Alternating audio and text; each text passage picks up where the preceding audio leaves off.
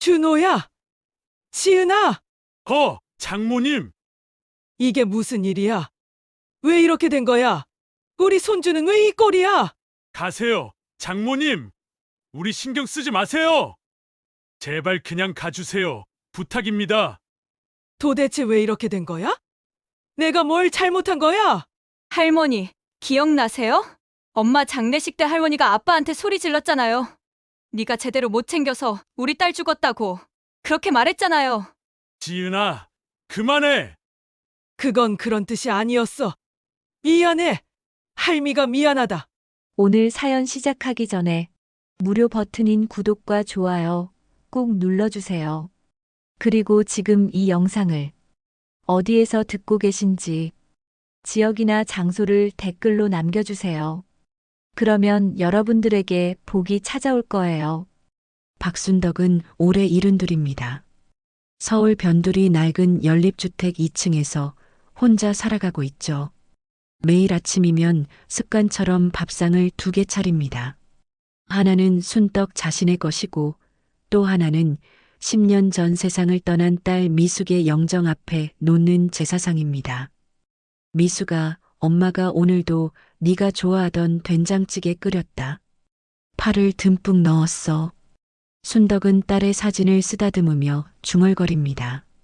사진 속 미숙은 35의 모습으로 환하게 웃고 있습니다. 10년 전 그날 교통사고로 세상을 떠나기 바로 직전에 찍은 사진이죠. 순덕은 매일 아침 딸과 이렇게 대화를 나눕니다. 딸이 없어도 딸의 목소리가 들리지 않아도 이렇게라도 해야 하루를 시작할 수 있습니다. 밥상을 차리는 동안 순덕의 손은 떨립니다. 나이 탓도 있지만 딸을 떠올리는 마음 때문이기도 합니다.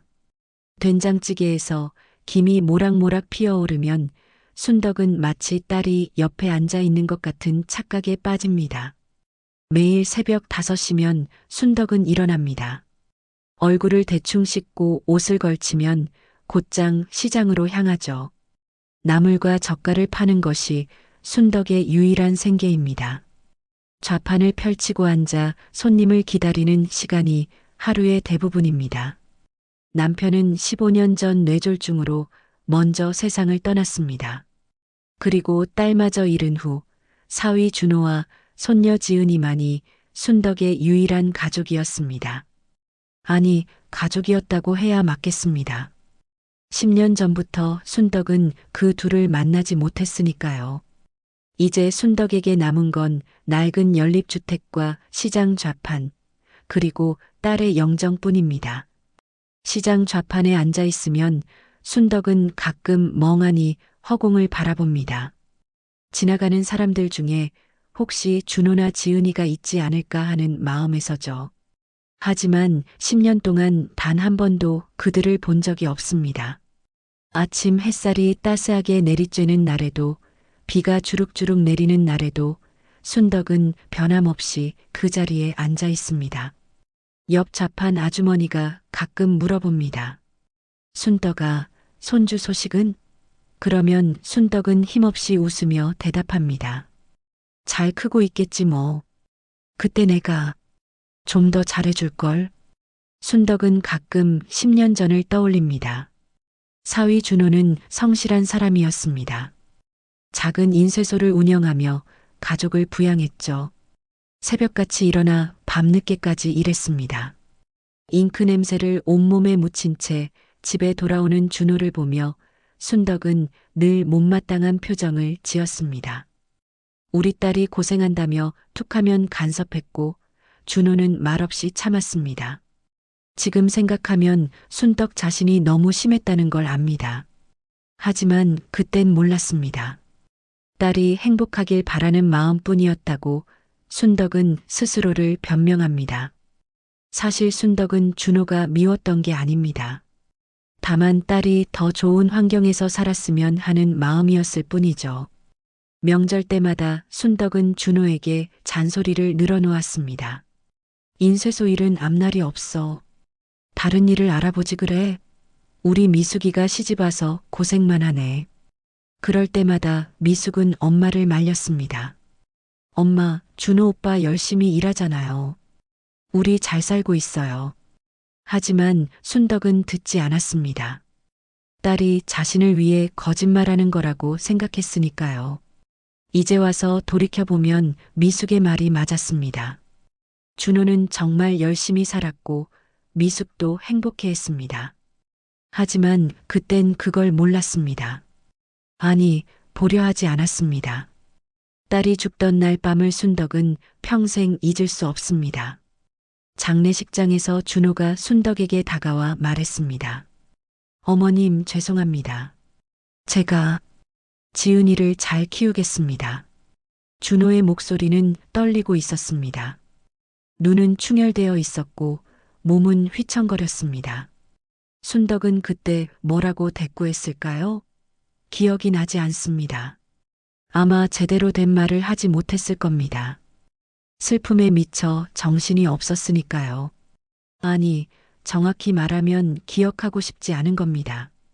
그때 순덕이 준호에게 퍼부은 말들이 너무 끔찍해서 차마 떠올리고 싶지 않은 겁니다. 네가 제대로 못 챙겨서 우리 딸이 죽었어. 순덕은 그렇게 소리쳤습니다.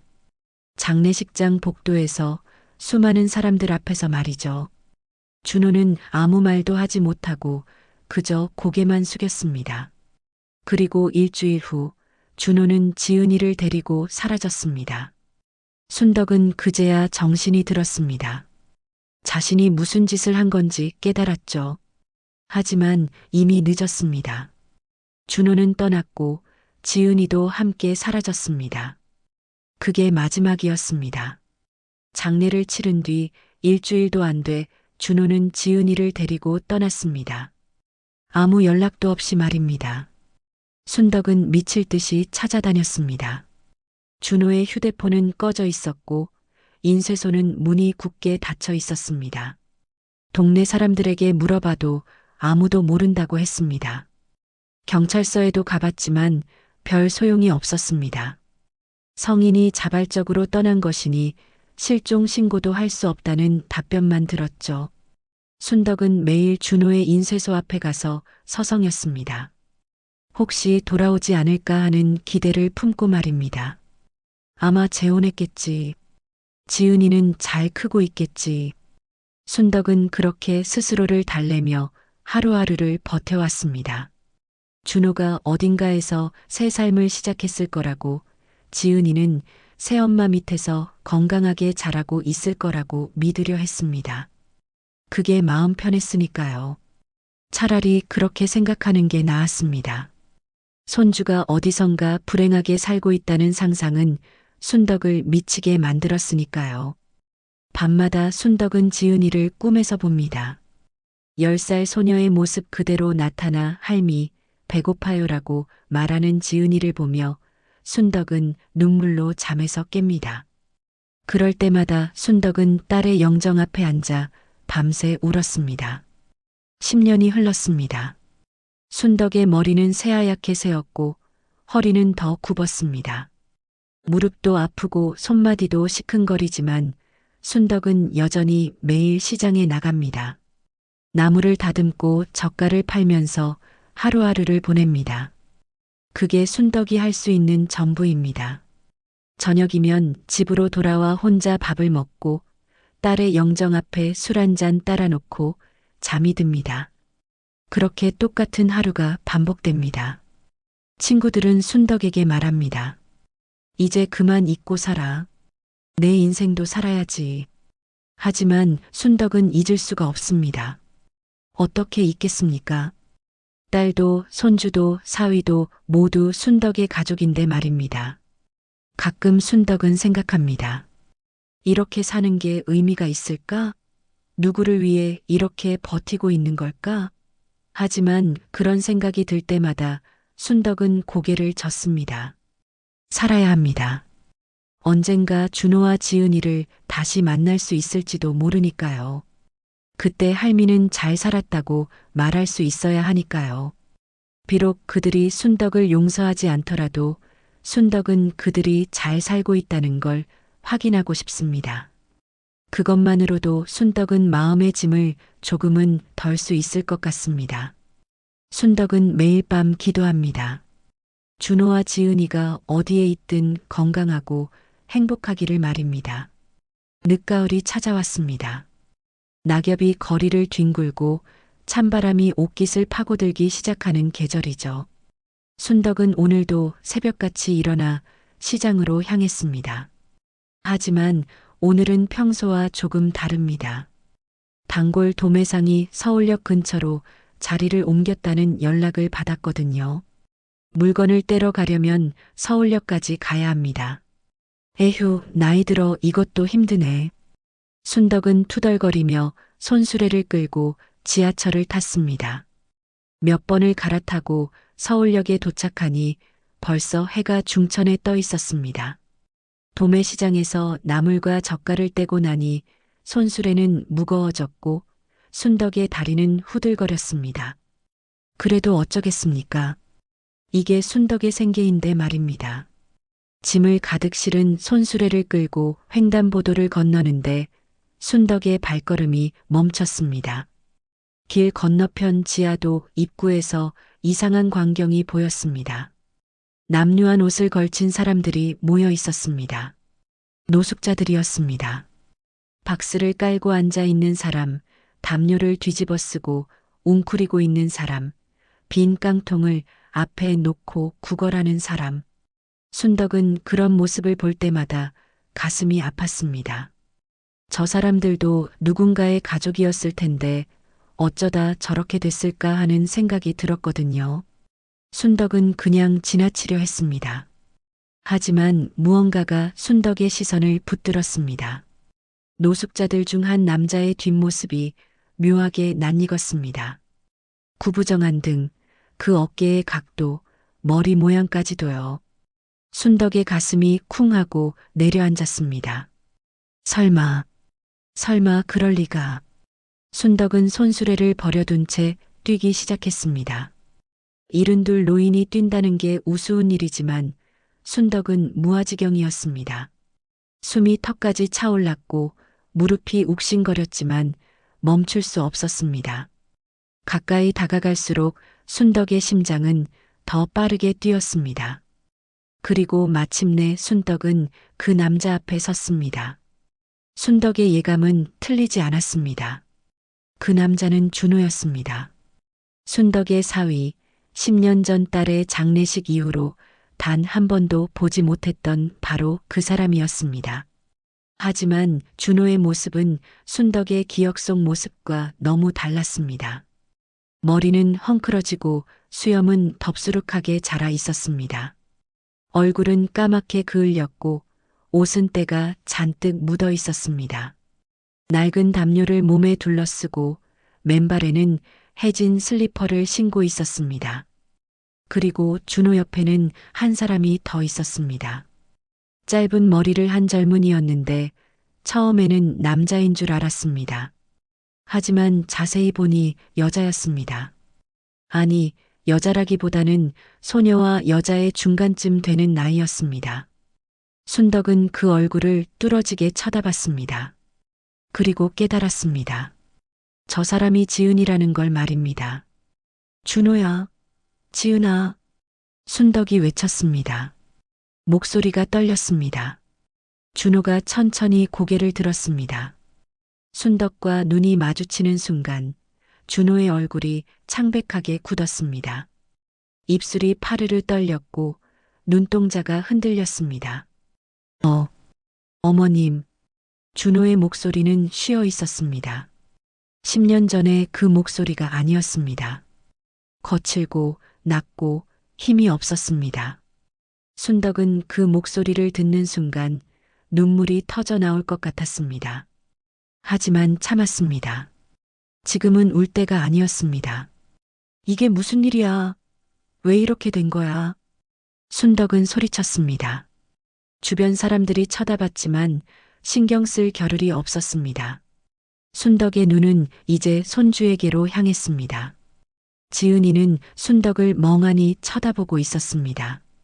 10년 전 10살이었던 지은이는 이제 20살이 되어 있었습니다. 하지만 그 모습은 20살 젊은이의 모습이 아니었습니다. 얼굴은 여위였고 피부는 거칠었습니다.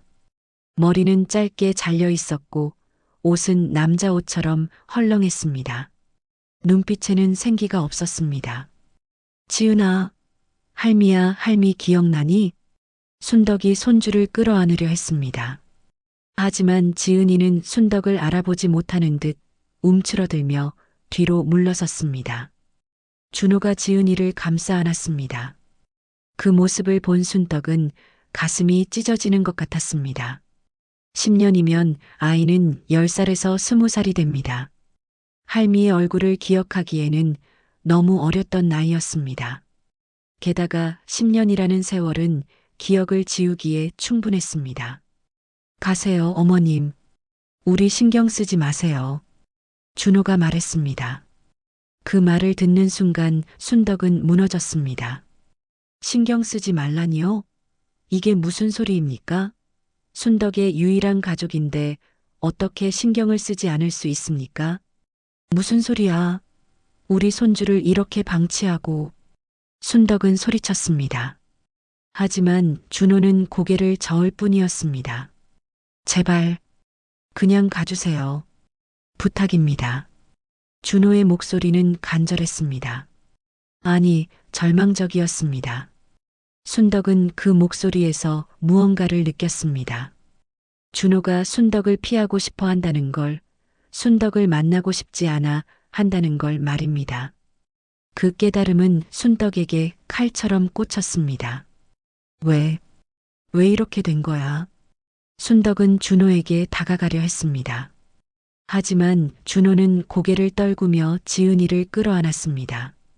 지은이는 여전히 순덕을 낯선 사람 보듯 쳐다보고 있었습니다. 그 눈빛에는 경계심이 가득했습니다. 순덕은 그 모습에 주저앉고 말았습니다. 길바닥에 주저앉아 오열하기 시작했습니다. 내가 뭘 잘못한 거야? 우리 손주를 왜 이렇게 만든 거야? 순덕의 울음소리가 거리에 울려 퍼졌습니다. 지나가던 사람들이 멈춰서서 쳐다봤습니다. 하지만 아무도 다가오지 않았습니다. 그저 쳐다볼 뿐이었습니다. 순덕은 땅바닥을 주먹으로 쳤습니다. 왜 이렇게 됐는지, 무슨 일이 있었는지 순덕은 아무것도 모릅니다. 다만 한 가지는 확실했습니다. 준호와 지은이가 10년 동안 이렇게 살아왔다는 것, 그리고 순덕이 그 사실을 전혀 몰랐다는 것 말입니다. 순덕은 고개를 들어 준호를 쳐다봤습니다. 준호는 여전히 지은이를 안고 있었습니다. 준호의 눈에서도 눈물이 흘러내리고 있었습니다. 하지만 준호는 순덕에게 다가오지 않았습니다. 그저 그 자리에 서 있을 뿐이었습니다. 순덕은 그 모습을 보며 깨달았습니다. 준호가 자신을 원망하고 있다는 걸, 자신 때문에 이렇게 됐다고 생각하고 있을지도 모른다는 걸 말입니다. 준호야, 미안해. 할미가 미안해. 순덕은 중얼거렸습니다. 하지만 그 말은 준호에게 닿지 않았습니다. 준호는 지은이를 데리고 천천히 자리를 떴습니다. 순덕은 그들이 떠나는 모습을 그저 바라볼 수밖에 없었습니다. 일어서려 했지만 다리에 힘이 들어가지 않았습니다. 그렇게 순덕은 한참을 길바닥에 주저앉아 있었습니다. 해가 지고 있었습니다. 가을 해는 짧아서 금방 어두워집니다. 순덕은 겨우 일어섰습니다. 손수레는 횡단보도 저편에 그대로 있었습니다. 다행히 아무도 가져가지 않았습니다. 순덕은 비틀거리며 손수레로 돌아갔습니다. 그리고 손수레를 끌고 집으로 향했습니다. 하지만 순덕의 머릿속은 온통 준호와 지은이 생각뿐이었습니다. 어떻게 이런 일이 일어날 수 있을까요? 무슨 일이 있었던 걸까요? 순덕은 알아야 했습니다. 반드시 알아내야 했습니다. 그날 밤 순덕은 잠을 이룰 수 없었습니다. 눈을 감으면 준호와 지은이의 모습이 떠올랐습니다. 남루한 옷차림, 거칠어진 얼굴, 생기 없는 눈빛. 그 모든 것이 순덕을 괴롭혔습니다. 새벽 3시, 4시가 되어도 잠은 오지 않았습니다. 순덕은 결국 일어나 딸의 영정 앞에 앉았습니다. 미수가 엄마가 뭘 해야 할까? 준호하고 지은이를 어떻게 해야 하니? 하지만 사진 속 딸은 그저 웃고만 있을 뿐이었습니다. 순덕은 한숨을 내쉬었습니다. 답은 순덕 스스로 찾아야 했습니다. 다음 날부터 순덕은 매일 서울역 앞을 찾아갔습니다. 시장 일을 마치면 곧장 서울역으로 향했습니다. 지하도 입구, 광장, 근처 골목길까지 샅샅이 뒤졌습니다. 하지만 준호와 지은이는 보이지 않았습니다. 다른 노숙자들에게 물어봤습니다. 혹시 40대 남자하고 20살쯤 되는 젊은 여자 못 보셨어요? 글쎄요, 여기 사람 많은데. 남자는 수염이 덥수룩하고 여자는 머리가 짧아요. 잘 모르겠는데요. 모두 모른다는 대답뿐이었습니다. 일주일이 지나고 2주일이 지나도 순덕은 그들을 찾지 못했습니다. 순덕의 마음은 조급해졌습니다.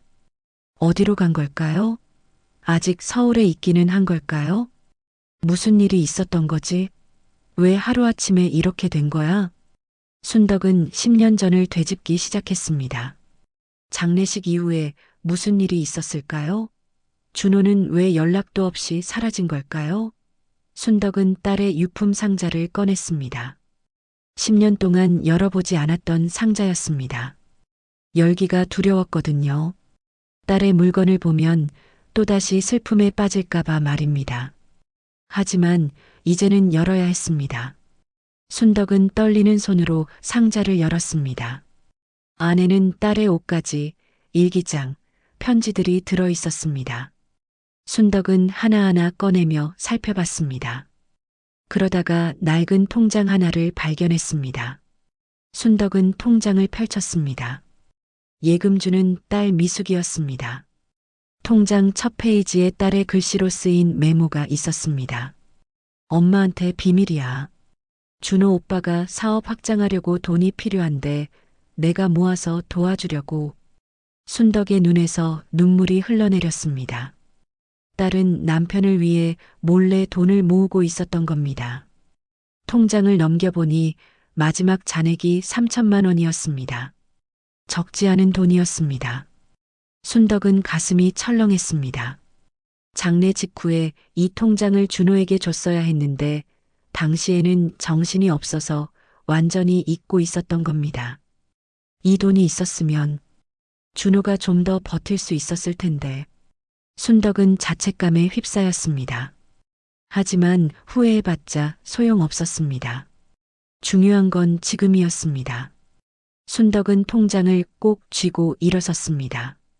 준호의 인쇄소가 있던 곳으로 가봐야겠다고 생각했습니다. 거기서 뭔가 단서를 찾을 수 있을지도 모릅니다. 다음 날 아침 순덕은 준호의 인쇄소가 있던 자리를 찾아갔습니다. 10년 만에 가보는 곳이었습니다. 골목길을 돌아 들어가니 익숙한 건물이 보였습니다. 하지만 간판이 바뀌어 있었습니다. 인쇄소 간판 대신 치킨집 간판이 걸려 있었습니다. 순덕은 치킨집 문을 열고 들어갔습니다. 어서 오세요. 40대쯤 되어 보이는 남자 주인이 반겼습니다. 순덕은 주인에게 다가갔습니다. 여기 10년 전에 인쇄소 하시던 분 아세요? 주인은 잠시 생각하더니 고개를 끄덕였습니다. 아, 그분 말씀이시군요. 제가 이 자리 인수받을 때 들었어요. 어떤 일이 있었는지 혹시 아세요? 주인은 한숨을 쉬었습니다. 참 안 됐죠. 부인이 돌아가신 직후에 친구 보증을 섰던 게 문제였다고 하더라고요. 순덕의 귀가 번쩍 뛰었습니다. 보증이요? 네, 친한 친구가 사업한다고 보증을 서달라고 했나 봐요. 그분도 착하신 분이라 거절을 못 하셨나 봐요. 근데 그 친구가 사업을 완전히 말아먹은 거죠. 그래서요? 빚이 다 그분한테 넘어왔다고 들었어요. 수억 원이었다던데요. 이 건물도 넘어가고 인쇄소 기계도 다 압류당했다고 하더라고요. 순덕은 숨이 막혔습니다. 수억 원이라니요. 그 착한 준호가 어떻게 그런 빚을 떠안게 된 걸까요? 그분은 그 후로 어떻게 됐는지 아세요? 주인은 고개를 저었습니다. 글쎄요, 소식을 못 들었는데요. 어린 딸이 있었는데 참 불쌍하더라고요. 순덕은 주인에게 고맙다는 인사를 하고 밖으로 나왔습니다. 머릿속이 복잡했습니다. 보증을 섰다가 빚을 떠안았다니. 그것도 딸이 죽은 직후의 말입니다. 준호는 얼마나 힘들었을까요? 순덕은 상상만 해도 가슴이 미어졌습니다. 순덕은 근처 부동산에 들러 당시 상황을 더 캐물었습니다. 한 부동산 사장이 순덕을 기억했습니다. 아, 그 인쇄소 사장님 아시는 분이세요? 네, 제 사위예요. 부동산 사장은 안타까운 표정을 지었습니다. 참 착하신 분이셨는데 하루아침에 다 망하셨어요. 친구 보증 서고 말이죠. 당시 상황을 좀 더 자세히 아시나요? 채권자들이 인쇄소는 물론이고 집까지 찾아와서 난리였어요. 매일같이 빚 갚으라고 들이닥쳤죠. 딸도 어리던데 얼마나 무섭고 힘들었겠어요. 순덕은 지은이를 떠올렸습니다. 10살 아이가 그런 광경을 목격했다니 얼마나 충격이 컸을까요? 장모님한테 패 끼치기 싫다고 야반도주 하셨다던데요. 장모한테요? 순덕은 깜짝 놀랐습니다. 네, 당시 채권자들이 장모님 집까지 알아내려고 했거든요. 그래서 그분이 야밤에 딸 데리고 짐도 안 챙기고 나가셨다고 들었어요. 그럼 재혼은요? 재혼이요? 무슨 재혼을 하겠어요? 그 상황에서요. 그냥 그렇게 소문이 돌았던 것 같은데 사실이 아닐 거예요. 순덕은 무릎에 힘이 풀렸습니다. 부동산 밖으로 나와 벤치에 주저앉았습니다. 모든 퍼즐이 맞춰졌습니다. 준호는 재혼하지 않았습니다. 순덕에게 폐를 끼치지 않으려고 떠난 겁니다. 그리고 10년을 그렇게 거리에서 살았던 겁니다. 내가 그렇게 만든 거구나. 순덕은 10년 전 장례식장에서 준호에게 퍼부은 말들을 떠올렸습니다. 네가 제대로 못 챙겨서 우리 딸 죽었어. 준호는 그 말을 듣고 얼마나 마음 아팠을까요? 게다가 빚까지 떠안게 됐는데 장모에게 어떻게 도움을 요청하겠습니까? 준호는 차라리 혼자 떠나는 길을 택한 겁니다. 순덕은 눈물을 닦았습니다. 울고 있을 때가 아니었습니다. 준호와 지은이를 찾아야 했습니다. 반드시 찾아서 이 모든 걸 바로잡아야 했습니다. 순덕은 일어섰습니다. 다시 서울역으로 향했습니다. 이번에는 더 넓게, 더 꼼꼼히 찾아야 했습니다. 포기할 수 없었습니다. 그들은 순덕의 가족이었으니까요. 순덕은 매일 서울역 일대를 헤맸습니다. 하지만 준호와 지은이는 좀처럼 보이지 않았습니다. 한 달이 지나 겨울이 성큼 다가왔습니다. 찬바람이 뼛속까지 파고들었고 거리는 더욱 을씨년스러워졌습니다. 순덕은 포기하지 않았습니다. 두꺼운 외투를 껴입고 매일 서울역으로 향했습니다. 어느 추운 저녁이었습니다. 순덕은 근처 자선단체 급식소 앞을 지나가고 있었습니다. 노숙자들이 줄을 서서 밥을 받고 있었습니다. 순덕은 혹시나 하는 마음에 급식소 안을 들여다봤습니다. 그리고 순덕의 심장이 멎는 줄 알았습니다. 구석자리에 준호와 지은이가 앉아 있었습니다. 순덕은 서둘러 급식소 안으로 들어갔습니다. 준호와 지은이가 플라스틱 그릇에 담긴 밥을 먹고 있었습니다. 순덕이 다가가자 준호가 고개를 들었습니다. 순간 준호의 얼굴이 굳었습니다. 피할 수 없다는 표정이었습니다. 어머님, 준호의 목소리는 떨렸습니다. 지은이도 순덕을 올려다봤습니다. 지난번보다 얼굴이 더 여위어 보였습니다. 집에 가자. 우리 집에 가자, 준호야. 순덕이 말했습니다. 하지만 준호는 고개를 저었습니다. 안 됩니다. 저희는 괜찮습니다. 무슨 소리야? 지은이라도 생각해. 이 추운 겨울에 밖에서 어떻게 살아? 순덕의 목소리가 커졌습니다. 주변 사람들이 쳐다봤지만 순덕은 신경 쓰지 않았습니다. 그때 지은이가 입을 열었습니다. 목소리는 쉬고 낮았습니다. 할머니, 저 기억나요. 지은이의 말에 순덕은 가슴이 철렁했습니다. 기억나? 할미를 기억하니? 엄마 장례식 때 할머니가 아빠한테 소리 질렀잖아요. 지은이의 눈빛이 차가워졌습니다. 네가 제대로 못 챙겨서 우리 딸 죽었다고 그렇게 말했잖아요. 순덕은 숨이 막혔습니다. 그랬습니다.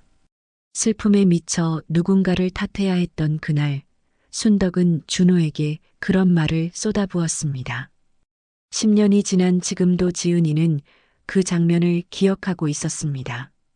10살 아이의 눈에 그 모습이 얼마나 끔찍하게 보였을까요? 지은아, 할미가 잘못했어. 그때는 정신이 없어서. 아빠는 아무 잘못 없어요. 지은이가 순덕의 말을 끊었습니다. 엄마 교통사고는 아빠 잘못이 아니에요. 술 취한 운전자가 신호를 어기고 들이받은 거예요. 아빠가 뭘 잘못했어요? 순덕은 아무 말도 할 수 없었습니다. 지은이의 말이 맞았습니다. 교통사고는 준호의 잘못이 아니었습니다. 하지만 순덕은 그 사실을 알면서도 누군가를 탓해야 했습니다. 그 대상이 준호였을 뿐입니다. 아빠가 할머니한테 짐 되기 싫다고 했어요. 지은이가 계속 말했습니다.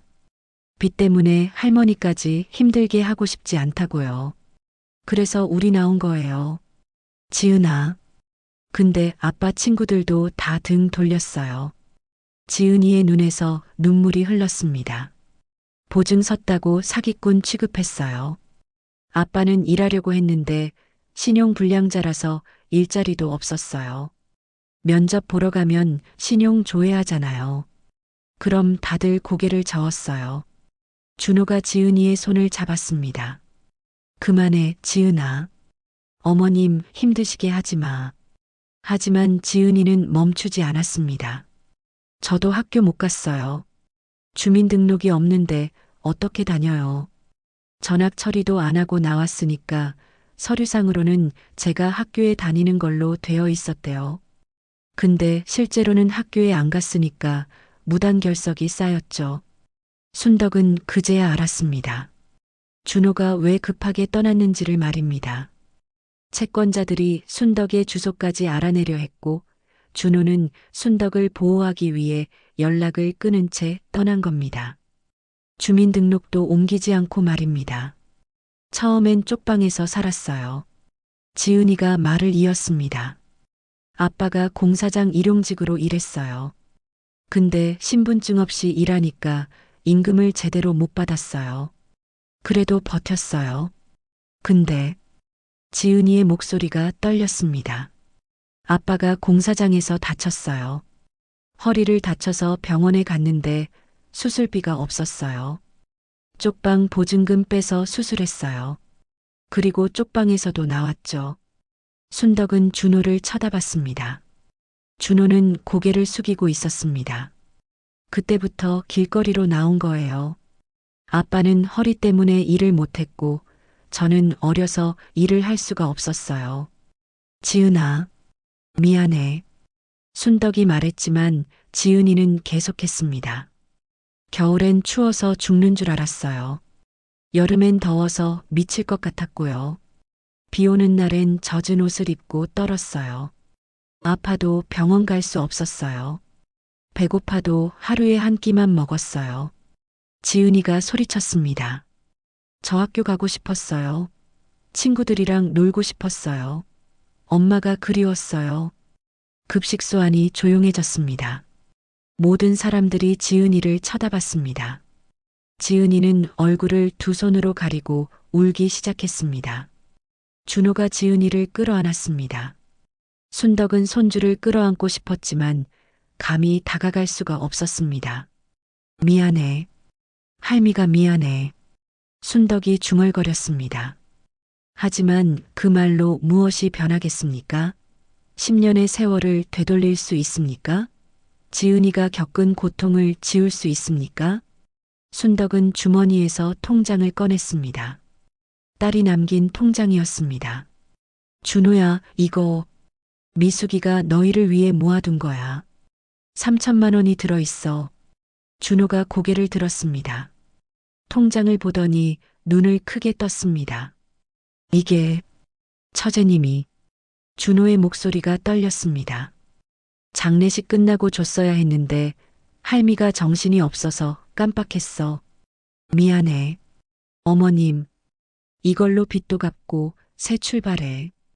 응? 순덕이 통장을 준호에게 내밀었습니다. 하지만 준호는 받지 않았습니다. 어머님, 저희는 괜찮습니다. 무슨 소리야? 이 돈으로 당장 집부터 구해. 받을 수 없습니다. 이미 너무 늦었어요. 준호의 목소리에는 체념이 묻어 있었습니다. 순덕은 그 목소리를 듣는 순간 가슴이 찢어지는 것 같았습니다. 준호는 이미 모든 걸 포기한 사람처럼 보였습니다. 준호야, 제발. 어머님, 그냥 가주세요. 저희 일은 신경 쓰지 마시고 어머님이나 건강하게 사세요. 준호가 지은이를 일으켰습니다. 두 사람은 급식소를 나가려 했습니다. 순덕은 준호의 팔을 붙잡았습니다. 안 돼. 너희를 이렇게 둘 수 없어. 하지만 준호는 순덕의 손을 조심스럽게 떼어냈습니다. 죄송합니다, 어머님. 그리고 지은이를 데리고 급식소 밖으로 나갔습니다. 순덕은 그 뒷모습을 바라보며 주저앉았습니다. 급식소 자원봉사자가 순덕을 부축했지만 순덕은 일어설 힘이 없었습니다. 모든 게 순덕 탓이었습니다. 순덕이 준호를 내쫓은 겁니다. 순덕이 그들을 이렇게 만든 겁니다. 밖에서는 눈이 내리기 시작했습니다. 첫눈이었습니다. 하지만 순덕의 마음은 눈보다 더 차갑게 얼어붙었습니다. 순덕은 포기하지 않았습니다. 급식소에서 돌아온 그날 밤부터 계획을 세우기 시작했습니다. 어떻게든 준호와 지은이를 집으로 데려와야 했습니다. 그러려면 먼저 준호의 빚을 해결해야 했습니다. 순덕은 통장을 들여다봤습니다. 나물장사로 모은 돈이 500만 원 정도 있었습니다. 딸이 남긴 통장에는 3천만 원이 있었습니다. 합쳐도 3,500만 원이었습니다. 하지만 준호의 빚은 2천만 원이 남아있다고 들었습니다. 그럼 1,500만 원이 남습니다. 그 돈으로 전세방을 구하고 지은이 학원비를 대고 생활비를 쓰면 될 것 같았습니다. 순덕은 희망을 품었습니다. 할 수 있을 것 같았습니다. 다음 날 순덕은 다시 급식소로 갔습니다. 준호와 지은이를 찾았습니다. 하지만 그들은 나타나지 않았습니다. 순덕은 며칠 동안 계속 급식소를 찾았습니다. 일주일이 지나서야 겨우 그들을 다시 만날 수 있었습니다. 준호야, 할미 말 좀 들어봐. 순덕이 다가갔습니다. 준호는 피곤한 표정으로 순덕을 쳐다봤습니다. 어머님, 저번에도 말씀드렸잖아요. 아니야, 들어봐. 할미가 돈을 모았어. 이걸로 내 빚 갚고 집도 구하고 그러자. 준호는 고개를 저었습니다. 어머님, 저는 신용불량자의 빚쟁이입니다. 어머님 곁에 있으면 민폐만 끼칩니다. 그게 무슨 소리야? 가족인데. 저 같은 사람은 가족 자격이 없어요. 준호의 목소리에는 자괴감이 묻어 있었습니다. 순덕은 준호의 손을 잡았습니다. 아니야, 너는 우리 가족이야. 할미가 잘못했어. 할미가 너한테 너무 심했어. 용서해줘, 준호야. 준호의 눈에서 눈물이 흘렀습니다. 하지만 준호는 여전히 고개를 저었습니다. 어머님이 잘못하신 게 아니에요. 제가 무능해서 이렇게 된 거예요. 순덕은 답답했습니다. 어떻게 하면 준호를 설득할 수 있을까요? 순덕은 다른 방법을 생각해야 했습니다. 그날 밤 순덕은 친척들에게 전화를 걸기 시작했습니다. 먼 친척까지 모두 연락했습니다. 돈을 빌려달라고 부탁했습니다. 1,000만 원만 빌려주면 준호의 빚을 다 갚을 수 있다고 말했습니다. 하지만 돌아온 건 차가운 말들 뿐이었습니다. 순덕아, 사위는 남이야. 왜 네가 그 빚을 짊어져? 순덕의 사촌 동생이 말했습니다. 남이 아니야. 우리 가족이야. 가족이면 뭐해? 빚쟁이한테 돈 빌려주면 돌아오지도 않아. 꼭 갚을게. 내가 이래서라도 갚을게. 순덕아, 내 나이가 몇인데? 70이 넘었잖아. 언제 갚을 건데? 사촌 동생은 전화를 끊어버렸습니다. 순덕은 다른 친척에게도 전화를 걸었습니다. 손주도 이제 다 컸잖아. 제가 알아서 벌어먹고 살게 놔둬. 또 다른 친척이 말했습니다. 20살이 다 컸어? 학교도 못 다녔는데? 그럼 검정고시 보면 되잖아. 요즘 세상에 못 살 것도 없어. 제발 좀 도와줘. 1,000만 원만. 순덕아, 너도 나이가 있는데 무리하지 마. 내 노후나 챙겨. 그 친척도 전화를 끊었습니다. 순덕은 하나하나 전화를 걸었지만 아무도 도와주지 않았습니다. 어떤 사람은 전화를 받지 않았고 어떤 사람은 바쁘다며 급하게 끊었습니다. 순덕은 절망스러웠습니다. 가족이라는 사람들이 이렇게 냉정할 수 있을까요? 일주일이 지났습니다. 순덕은 여전히 준호와 지은이를 설득하지 못하고 있었습니다. 그러던 어느 날 순덕은 근처 편의점에서 지은이를 발견했습니다. 지은이가 편의점 앞을 서성이고 있었습니다. 순덕이 다가가자 지은이가 깜짝 놀랐습니다. 할머니, 지은아, 여기서 뭐하니? 알바. 지원하려고요. 지은이의 목소리는 작았습니다. 순덕은 가슴이 뭉클했습니다. 지은이가 일자리를 구하려고 하는 겁니다. 20살 아이가 가족을 위해 말입니다. 그래, 잘했어. 우리 지은이. 며칠 후 순덕은 지은이가 편의점 알바를 시작했다는 소식을 들었습니다. 기쁜 마음에 편의점을 찾아갔습니다. 하지만 편의점에 지은이는 없었습니다. 점주에게 물었습니다. 지은이는요? 점주는 난처한 표정을 지었습니다. 아, 그 친구요? 오늘 그만뒀어요. 왜요? 무슨 일 있었어요? 주민등록이 없더라고요. 4대 보험 가입이 안 되니까 정식으로 고용할 수가 없어요. 순덕은 머리를 망치로 얻어맞은 것 같았습니다. 주민등록 문제였습니다. 순덕은 그 문제를 까맣게 잊고 있었습니다. 순덕은 급히 서울역으로 향했습니다. 지은이를 찾아야 했습니다. 한참을 헤매다 겨우 지은이를 발견했습니다. 지은이는 지하도 계단에 앉아 무릎을 껴안고 있었습니다. 순덕이 다가가자 지은이가 고개를 들었습니다. 눈이 빨갛게 충혈되어 있었습니다. 할머니, 지은아. 순덕이 지은이 옆에 앉았습니다. 지은이가 순덕의 손을 잡았습니다. 처음이었습니다. 지은이가 먼저 순덕에게 다가온 건 말입니다. 할머니, 저 이렇게 평생 살아야 해요? 지은이의 목소리가 떨렸습니다. 일하고 싶어도 일을 못해요. 공부하고 싶어도 학교에 못 가요. 저는 뭐예요? 사람도 아니에요? 아니야, 우리 지은이. 할미가 꼭 방법을 찾을게. 하지만 순덕도 답을 몰랐습니다. 70이 넘은 노인이 할 수 있는 일이 무엇이란 말입니까? 주민등록 문제를 해결하려면 어떻게 해야 할까요?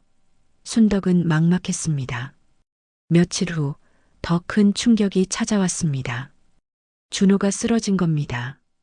지은이가 울면서 순덕에게 전화를 걸었습니다. 급식소 자원봉사자에게 빌린 전화였습니다.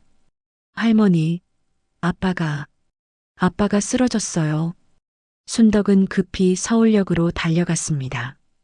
구급차가 와 있었고 준호가 들것에 실리고 있었습니다. 준호의 얼굴은 창백했고 입술은 파랗게 질려 있었습니다. 준호야. 순덕이 소리쳤습니다. 구급대원이 순덕을 막았습니다. 보호자세요? 네, 제 사위예요. 같이 타세요. 빨리요. 순덕과 지은이는 구급차에 올라탔습니다. 구급차는 사이렌을 울리며 병원으로 향했습니다.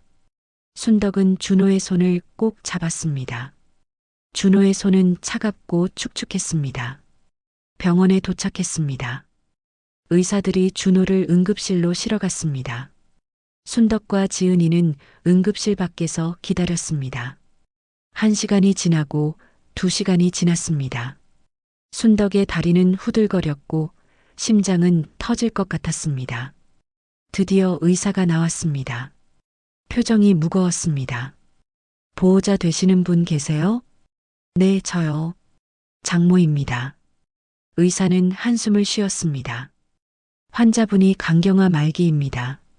강경화요?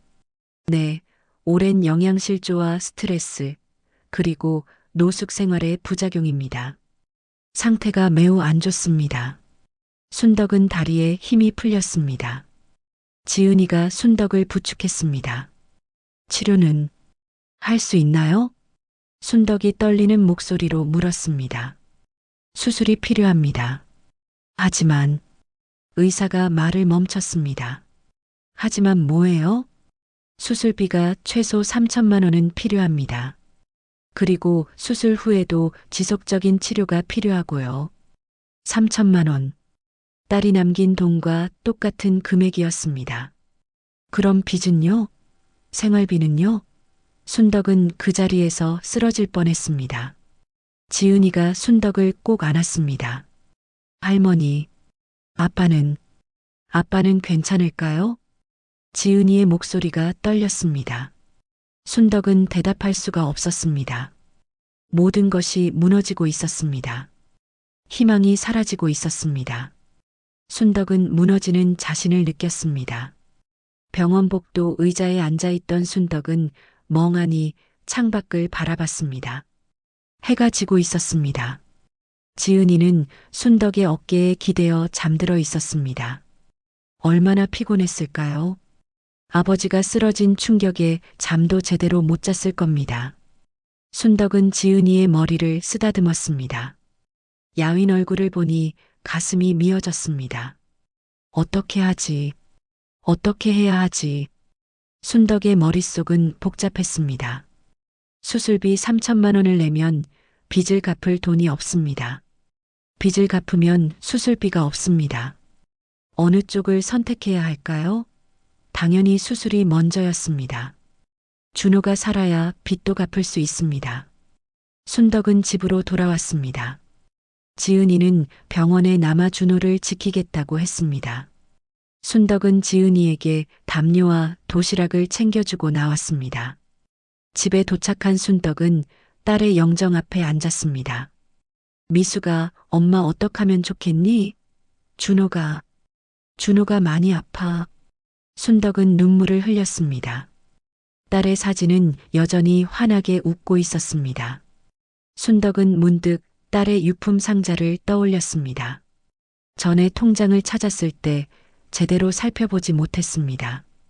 혹시 또 다른 게 있지 않을까요? 순덕은 서둘러 유품 상자를 꺼냈습니다. 다시 한번 꼼꼼히 뒤지기 시작했습니다. 낡은 일기장, 편지들, 사진들. 하나하나 살펴보는데 순덕의 손이 멈췄습니다. 상자 밑바닥에 봉투 하나가 붙어 있었습니다. 순덕은 조심스럽게 봉투를 떼어냈습니다. 봉투 안에는 서류 한 장이 들어 있었습니다. 이게 보험증서? 순덕은 떨리는 손으로 보험증서를 펼쳤습니다. 미숙이가 결혼 초기에 든 생명보험이었습니다. 순덕은 보험증서를 자세히 읽었습니다. 사망보험금 수령인은 남편 강준호였습니다. 보험료는 매달 10만 원씩 납부했고 미숙이가 사망할 때까지 꾸준히 납입했다고 적혀 있었습니다. 이게 아직 살아있을까? 순덕은 가슴이 두근거렸습니다. 10년이나 지났는데 아직 청구할 수 있을까요? 순덕은 밤새 잠을 이루지 못했습니다. 새벽이 되자마자 순덕은 보험 증서를 들고 집을 나섰습니다. 보험회사는 아침 9시에 문을 엽니다. 순덕은 1시간이나 일찍 도착해서 기다렸습니다. 드디어 문이 열렸습니다. 순덕은 서둘러 안으로 들어갔습니다. 저기, 이 보험 청구하고 싶은데요. 순덕이 보험 증서를 내밀었습니다. 담당자는 증서를 받아 컴퓨터로 조회하기 시작했습니다. 한참을 기다리는 동안 순덕의 심장은 터질 것 같았습니다. 담당자가 고개를 들었습니다. 아직 청구 안 하신 거네요? 네, 그럼 받을 수 있나요? 담당자가 놀란 표정으로 말했습니다. 사망보험금 5천만 원이 나옵니다. 5천만 원? 순덕은 귀를 의심했습니다. 5천만 원이라니요? 3천만 원인 줄 알았는데 5천만 원이라니. 순덕은 눈물이 터져 나왔습니다. 어머님, 괜찮으세요? 담당자가 놀라서 물었습니다. 순덕은 고개를 끄덕였습니다. 네, 괜찮아요. 그냥 기뻐서요. 딸이 마지막으로 가족에게 남긴 선물이었습니다. 미숙이는 죽어서도 가족을 지키고 있었습니다. 순덕은 딸에게 감사했습니다. 청구하려면 어떻게 해야 하나요? 수령인이 본인이 직접 오셔야 합니다. 남편 강준호 씨가 신분증 들고 오셔야 해요. 알겠습니다. 제가 데려올게요. 순덕은 보험회사를 나와 곧장 병원으로 향했습니다. 가슴이 벅찼습니다. 5천만 원이면 수술비 3천만 원을 내고도 2천만 원이 남습니다. 준호의 빚을 갚을 수 있습니다. 순덕은 뛰다시피 병원으로 갔습니다. 병원에 도착하니 지은이가 복도에 앉아 있었습니다. 순덕이 다가가자 지은이가 일어났습니다. 할머니, 아빠가 깨어났어요. 정말? 순덕은 급히 병실로 들어갔습니다. 준호가 침대에 누워 있었습니다. 눈은 떴지만 얼굴은 여전히 창백했습니다. 순덕을 보자 준호가 미안한 표정을 지었습니다. 어머님, 폐를 끼쳐서 죄송합니다. 무슨 소리야? 준호야, 큰일 날 뻔했어. 순덕이 준호의 손을 잡았습니다. 어머님, 저는 괜찮습니다. 수술은 안 해도 돼요. 안 돼. 수술해야 해. 돈이 어디 있어요? 그 돈으로 지은이 학원 보내고. 순덕이 준호의 말을 끊었습니다. 준호야, 미숙이가 우리 딸이 너희를 위해 남겨뒀어. 순덕은 보험 증서를 꺼냈습니다. 준호에게 보여줬습니다. 준호는 보험 증서를 받아들고 멍하니 쳐다봤습니다. 그리고 눈에서 눈물이 주르르 흘러내렸습니다. 처제님, 처제님. 준호는 소리내어 울기 시작했습니다. 10년 동안 참아왔던 눈물이 한꺼번에 쏟아지는 것 같았습니다. 미안합니다. 제가 처제님을 제대로 지키지 못해서 미안합니다. 아니야, 준호야. 내 잘못이 아니야. 순덕도 울었습니다. 지은이도 병실로 들어와 울었습니다. 세 사람은 한참을 울었습니다. 이제 그만 울어. 이걸로 수술하고 빚도 갚고 새 출발하자. 순덕이 준호의 손을 꼭 잡았습니다. 하지만 준호가 고개를 저었습니다. 어머님, 제 수술은 괜찮습니다. 무슨 소리야? 이미 늦었어요. 의사 선생님이 말씀하셨어요. 수술에도 성공 확률이 낮다고요. 순덕은 깜짝 놀랐습니다. 의사가 그런 말을 했다니요. 그래도 시도는 해봐야지. 어머님, 저보다 지은이가 중요합니다. 준호가 지은이를 쳐다봤습니다. 이 돈으로 지은이 주민등록 문제 해결하고 검정고시 준비시켜주세요. 학원도 보내주시고요. 준호야, 저는 이제 얼마 못 갑니다. 제가 아는데 뭘. 그것보다 지은이 인생이 중요해요. 지은이가 병실 문 밖에서 모든 걸 듣고 있었습니다. 아이는 소리 없이 울고 있었습니다. 순덕은 지은이를 쳐다봤습니다. 그리고 다시 준호를 봤습니다. 안 돼. 네가 살아야 지은이도 행복해. 네가 죽으면 지은이는 어떡해? 어머님이 계시잖아요. 나는 늙었어. 지은이한테 아빠가 필요해. 순덕의 목소리에 힘이 들어갔습니다. 준호야, 네가 포기하면 안 돼. 미숙이가 이 돈을 남긴 건 너희가 행복하게 살라고 그런 거야. 너 혼자 희생하라고 그런 게 아니야. 준호는 아무 말도 하지 못했습니다. 순덕은 준호의 손을 더 세게 잡았습니다. 할미가 빌게. 제발 수술 좀 받아줘. 응? 우리 지은이 아빠 봐서라도. 준호가 천천히 고개를 끄덕였습니다. 순덕은 비로소 안도의 한숨을 쉬었습니다. 첫 번째 고비를 넘긴 겁니다. 이제 희망이 보이기 시작했습니다. 딸이 남긴 마지막 선물로 가족을 다시 일으켜 세울 수 있을 것 같았습니다. 순덕은 포기하지 않았습니다. 준호가 수술을 받기로 결심한 다음 날, 순덕은 보험금 청구 절차를 시작했습니다. 준호의 신분증과 필요 서류를 챙겨 보험회사를 찾았습니다. 담당자는 친절하게 절차를 안내해 줬습니다.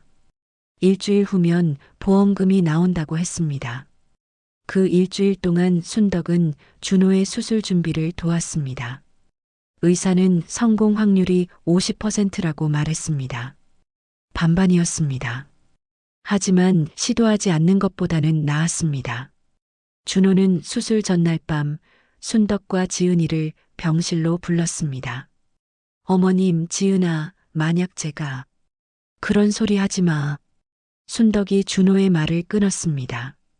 너는 살 거야. 꼭 살아서 우리 지은이 대학 가는 거 봐야 해. 준호는 쓸쓸하게 웃었습니다. 그럴 수 있으면 좋겠네요. 할 수 있어. 우리 다 같이 할 수 있어. 지은이가 아버지의 손을 잡았습니다. 아빠, 죽으면 안 돼요. 저 이제 겨우 아빠를 다시 만났는데. 지은이의 목소리가 떨렸습니다. 아빠 없으면 저 혼자 어떻게 살아요? 할머니도 나이 많으신데. 지은아, 제발 살아줘요. 아빠. 준호가 지은이를 끌어안았습니다. 순덕도 두 사람을 끌어안았습니다. 세 사람은 한참을 그렇게 있었습니다. 수술 당일이 밝았습니다. 새벽부터 간호사들이 준호를 수술실로 옮길 준비를 했습니다. 순덕과 지은이는 준호를 배웅했습니다. 수술실 문 앞에서 준호가 마지막으로 두 사람을 쳐다봤습니다. 어머님, 지은아, 사랑합니다. 우리도 사랑해, 준호야. 수술실 문이 닫혔습니다. 빨간 불이 켜졌습니다. 수술이 시작된 겁니다. 순덕과 지은이는 수술실 앞 의자에 앉았습니다. 시간이 느리게 흘렀습니다. 1시간이 지나고 2시간이 지났습니다. 수술은 계속됐습니다. 순덕은 기도했습니다. 평생 교회도 절도 다니지 않았지만 이날만큼은 간절히 기도했습니다. 준호가 살아야 한다고, 제발 살려달라고 말입니다. 지은이도 두 손을 모으고 기도했습니다. 4시간이 지났습니다. 5시간이 지났습니다. 밤이 깊어갔습니다. 순덕의 눈은 충혈됐고 지은이는 피곤에 지쳐 순덕의 어깨에 기댔습니다. 하지만 잠들지 않았습니다. 두 사람 모두 잠들 수 없었습니다. 새벽 6시 수술실 불이 꺼졌습니다. 순덕과 지은이가 벌떡 일어났습니다. 수술실 문이 열렸습니다. 의사가 나왔습니다. 마스크를 벗으며 순덕을 쳐다봤습니다. 순덕의 심장이 멎는 줄 알았습니다. 성공했습니다. 의사의 말에 순덕은 그 자리에 주저앉았습니다. 지은이가 순덕을 붙잡았습니다. 두 사람은 서로를 끌어안고 울었습니다. 감사합니다, 선생님. 정말 감사합니다. 순덕이 울먹이며 말했습니다. 하지만 아직 안심하기는 이릅니다. 완전히 회복하려면 최소 1년은 요양해야 합니다. 식이요법도 철저히 지켜야 하고요. 네, 그렇게 하겠습니다. 뭐든지 하겠습니다. 준호는 회복실로 옮겨졌습니다. 순덕과 지은이는 회복실 밖에서 기다렸습니다. 몇 시간 후 준호가 눈을 떴습니다. 첫 마디가 지은이는 이었습니다. 순덕은 웃으며 대답했습니다. 걱정 마. 지은이 여기 있어.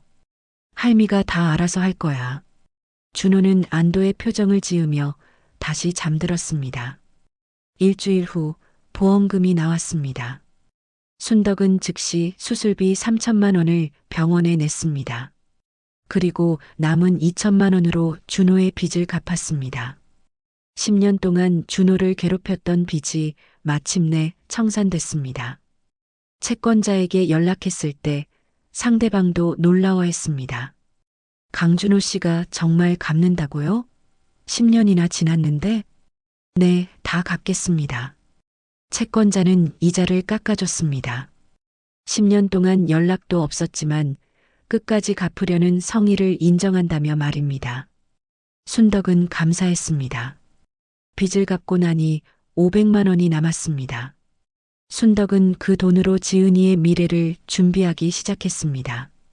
먼저 주민등록 문제를 해결해야 했습니다. 순덕은 동사무소, 주민센터를 찾아다녔습니다. 10년 전 전학 처리가 안 된 상태에서 방치됐던 기록들을 하나씩 되살려야 했습니다. 공무원들은 난색을 표했습니다. 10년이나 지났는데 어떻게 해요? 방법이 있을 거 아니에요. 제발 좀 도와주세요. 순덕은 매일 주민센터를 찾아갔습니다. 끈질기게 부탁했습니다. 한 달이 지났을 무렵 한 젊은 사회복지사가 순덕을 도와주겠다고 나섰습니다. 할머니, 이런 케이스는 복지 사각지대예요. 제가 최대한 도와드릴게요. 그 복지사는 정말 열심히 도와줬습니다. 관련 부서에 연락하고 서류를 챙기고 증명할 방법을 찾았습니다. 순덕도 할 수 있는 건 다 했습니다. 준호가 입원해 있던 병원 기록, 급식소 자원봉사자들의 증언, 노숙했던 장소의 CCTV 기록까지 모았습니다. 3개월의 고생 끝에 지은이는 드디어 주민등록을 회복했습니다. 10년 만에 지은이는 다시 서류상으로 존재하는 사람이 됐습니다. 지은이는 주민등록증을 받아들고 울었습니다. 할머니, 저 이제 사람이 됐어요. 진짜 사람이요. 그래, 우리 지은이. 넌 항상 사람이었어. 순덕도 울었습니다. 다음은 검정고시 준비였습니다. 지은이는 학교를 10년이나 못 다녔습니다. 초등학교 4학년 수준에서 멈춰 있었습니다. 순덕은 지은이를 검정고시 학원에 등록했습니다. 학원비는 한 달에 50만 원이었습니다. 비싼 돈이었지만 순덕은 아깝지 않았습니다. 할미, 저 공부하고 싶어요. 늦었지만 대학도 가고 싶어요. 그래, 우리 지은이. 하고 싶은 거 다 해. 지은이는 밤낮으로 공부했습니다. 10년의 공백을 메우기 위해 필사적이었습니다. 학원 선생님들도 지은이의 사연을 듣고 열심히 가르쳐줬습니다. 순덕은 새벽 시장 일을 마치고 돌아오면 지은이에게 밥을 해주고 준호가 입원한 병원에 들러 간병했습니다. 힘들었지만 이상하게 행복했습니다. 가족이 함께 있다는 것만으로도 순덕은 충분했습니다. 10년 동안 잃어버렸던 가족을 되찾았습니다. 이제 앞만 보고 나아가면 됐습니다. 준호의 상태도 조금씩 좋아졌습니다. 한 달 후에는 병원 복도를 걸을 수 있었고 2달 후에는 퇴원할 수 있었습니다. 순덕은 준호와 지은이를 자신의 집으로 데려왔습니다. 10년 만에 가족이 한 집에 모인 겁니다. 1년 후 봄이 찾아왔습니다. 순덕의 집 식탁에는 세 개의 밥상이 차려져 있었습니다. 하나는 순덕의 것, 하나는 준호의 것, 하나는 지은이의 것이었습니다. 그리고 한쪽 벽에는 미숙의 사진이 여전히 걸려 있었습니다. 하지만 이제는 제사상이 아니라 가족사진 액자 속의 한 사람으로 자리 잡았습니다. 어머님, 오늘 지은이 대학 합격 발표나는 날이에요. 준호가 말했습니다. 준호는 아직 완전히 회복하지 못했지만 많이 좋아졌습니다. 얼굴에는 생기가 돌았고 목소리도 힘이 생겼습니다. 동네 복지관에서 소일거리로 인쇄일을 배우며 재활 중이었습니다. 순덕은 준호를 볼 때마다 감사했습니다. 살아있다는 것, 함께 있다는 것이 얼마나 소중한지 매일 느꼈습니다. 우리 손주가 대학을 가다니. 할미는 꿈만 같아. 순덕은 눈시울이 붉어졌습니다. 지은이는 1년 동안 정말 열심히 공부했습니다. 검정고시를 통과하고 수능까지 준비했습니다. 학원 선생님들은 지은이가 기적을 만들었다고 말했습니다. 10년의 공백을 1년 만에 메웠다는 건 보통 노력으로는 불가능한 일이었으니까요. 오후 2시 지은이가 뛰어들어왔습니다. 얼굴이 상기되어 있었고 눈에는 눈물이 글썽였습니다. 할머니, 아빠, 붙었어요. 지은이가 소리쳤습니다. 사회복지학과 붙었어요. 제가 대학생이 됐어요. 정말, 정말이야? 순덕이 벌떡 일어났습니다. 준호도 일어나 지은이를 끌어안았습니다. 잘했어, 지은아. 정말 잘했어. 그래, 우리 지은이 최고야. 세 사람은 서로를 끌어안고 울었습니다. 기쁨의 눈물이었습니다. 10년 동안 잃어버렸던 시간을 1년 동안 되찾은 겁니다. 지은이는 이제 평범한 대학생이 될 수 있었습니다. 친구도 사귀고 공부도 하고 꿈도 꿀 수 있었습니다. 저녁이 되었습니다. 순덕은 특별히 음식을 많이 준비했습니다. 지은이가 좋아하는 잡채, 준호가 좋아하는 갈비찜, 그리고 딸 미숙이가 좋아했던 된장찌개까지. 식탁은 음식으로 가득했습니다. 순덕은 딸의 사진 앞에 소주 한 잔을 따랐습니다. 미숙아, 봤지? 우리 지은이 대학 갔어. 순덕이 사진을 향해 말했습니다. 준호도 이제 괜찮아. 많이 좋아졌어. 엄마가 이제야 제대로 가족을 지켰다. 순덕은 사진 속 딸에게 계속 말했습니다. 미안했어, 미숙아. 엄마가 너무 늦게 깨달았어. 순덕의 목소리가 떨렸습니다. 가족은 피로 연결된 게 아니더라. 함께 아파하고, 함께 견디고, 함께 일어서는 거더라. 준호는 남이 아니야. 우리 사위는 우리 아들이야. 준호가 고개를 숙였습니다. 어깨가 들썩였습니다. 순덕은 준호의 등을 토닥였습니다. 이제 그만 울어. 우리 이제 앞만 보고 가자. 그날 밤 순덕은 오랜만에 편안하게 잠들었습니다. 꿈속에서 딸이 나타났습니다. 미숙은 환하게 웃으며 말했습니다. 엄마 고마워요. 우리 가족 지켜줘서. 아니야, 미숙아. 너희가 할미를 지켜준 거야. 순덕이 대답했습니다. 너희가 있어서 엄마가 버틸 수 있었어. 너희가 있어서 엄마가 다시 살아갈 힘을 얻었어. 딸은 순덕을 끌어안았습니다. 따뜻했습니다. 순덕은 딸의 체온을 느끼며 웃었습니다. 다음 날 아침 순덕은 언제나처럼 새벽 5시에 일어났습니다. 하지만 이제는 혼자가 아니었습니다. 부엌에서 준호가 먼저 일어나 밥을 하고 있었습니다. 어머님, 주무시지 그러셨어요. 아니다, 괜찮아. 우리 같이 밥 먹자. 순덕이 웃으며 말했습니다. 지은이도 일어나 세수를 했습니다. 세 사람은 식탁에 둘러앉아 아침을 먹었습니다. 밥상 위에서 김이 모락모락 피어올랐습니다. 된장찌개 냄새가 집안에 가득했습니다. 할머니, 저 방학 때 알바해서 할머니 옷 사드릴게요. 지은이가 말했습니다. 그런 거 안 해도 돼. 공부나 열심히 해. 아니에요. 할머니 덕분에 제가 사람다운 삶을 살게 됐어요. 지은이의 눈빛이 진지했습니다. 이제 제가 할머니 모실 거예요.